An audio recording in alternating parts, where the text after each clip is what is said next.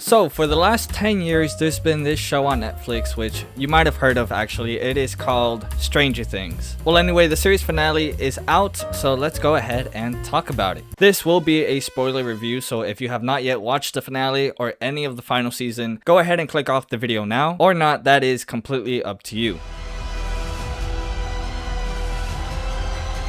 I was able to watch the finale in theaters, which I thought was a really cool thing for Netflix to do, and it definitely made the finale feel more grandiose.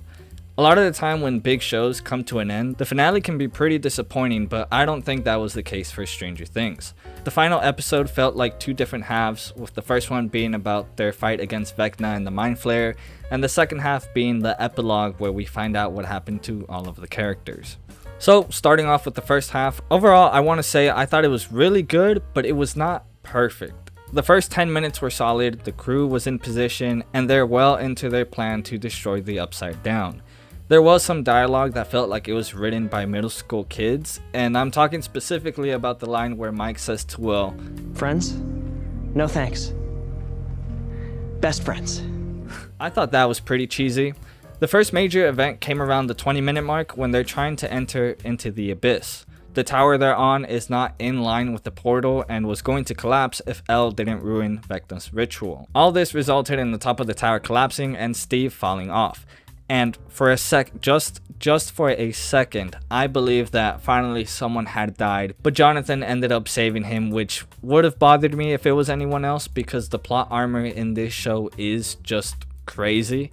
But Jonathan saving him makes sense with their little story arc going on. So finally they're into the abyss, and the group of El, Kali, and Max managed to show the group of kids that Henry was in fact the monster. Henry escapes, and his next plan is to trick Hopper into thinking that he had shot El.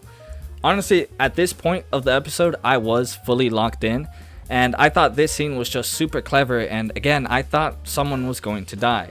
I also want to take a moment and stop right here to talk about David Harbour as Hopper. He is far and away the best actor in this cast. I mean, there was not a single dry eye in the theater I was in because of this man's performance.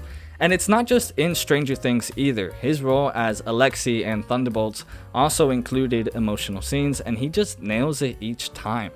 I really like him as an actor, and I can't wait to see what he does next. Then a few things happen. Some of the group, including Max, get captured, Kali is killed, and Henry is forced to face his trauma in the cave. Then we get to what I consider to be the main event of the episode, and that's when Dustin, Mike, Will, Lucas, Steve, Jonathan, Nancy, and Joyce see the true form of the Mind Flayer. Now, although this was the most exciting scene of the final episode, it was also one of my biggest disappointments. I think the creators of the show missed a huge opportunity here, and that was no one dying.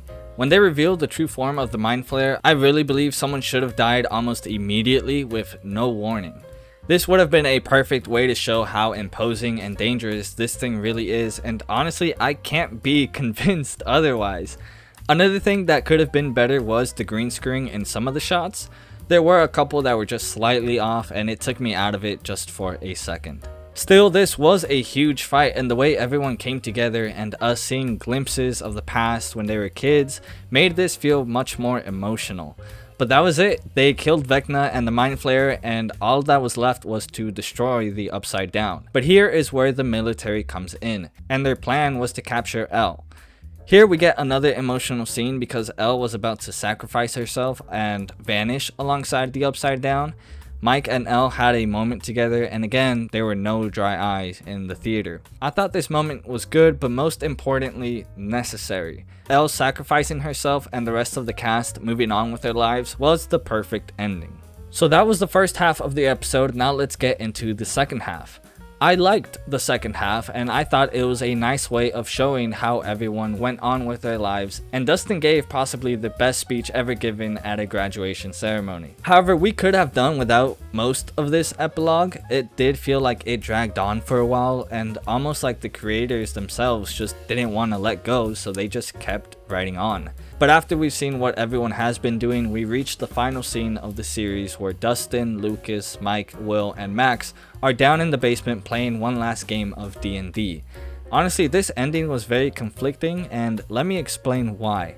So first of all, I liked having the group back together and the story coming full circle. The show started with them playing D&D and it's ending with them playing D&D. It's pretty poetic. Mike is telling everyone stories, but when it gets to himself, he reveals something to the group which kinda added some faults to the story.